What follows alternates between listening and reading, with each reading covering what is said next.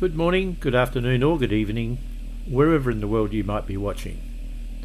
This upload will consider and discuss a very useful financial function often used by companies and corporations called IRR, which stands for Internal Rate of Return.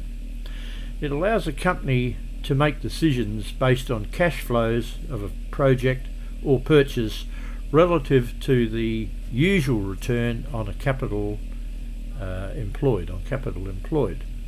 If the return indicated by IRR is greater than that normally available, then the project or purchase under consideration should proceed.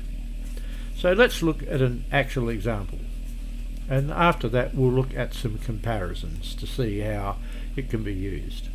First of all, in this example, we'll see that a company wishes to purchase equipment valued at $200,000, which will earn $85,000 each year over its life. The machinery has a lifespan of say 3 years and would be worth scrap value of say $5,000 at the end. The company's present investment return is around 12% per annum. But using IRR, the company can determine whether the equipment purchase is a better use of its cash than its other investment options, which return, as we mentioned, about 12%. So it's very, very easy to use. We're looking here at an initial cost, which is a negative figure because cash is flowing out to purchase the equipment of $200,000, and then each of year 1, 2 and 3 recoup $85,000 as income. At the end there's a scrap value of $5,000. So we use a formula here, which we can see up here in the formula bar, equals IRR and then the range F19 to F24, this range here, okay, to F24. So when we press enter, we see that the IRR result is 14%. Therefore, in this case, the company should purchase the machinery because the projected return is greater than its normal investment return of 12%. So it's quite easy to use. Some further examples. We'll compare the return on two machines which can perform the same tasks over a 12-month contract.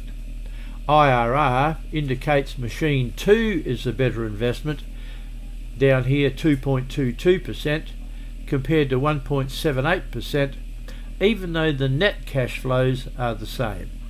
So here we had the cost of the machine $45,000, the sale of the machine $25,000, with the cash flows for the 12 months here.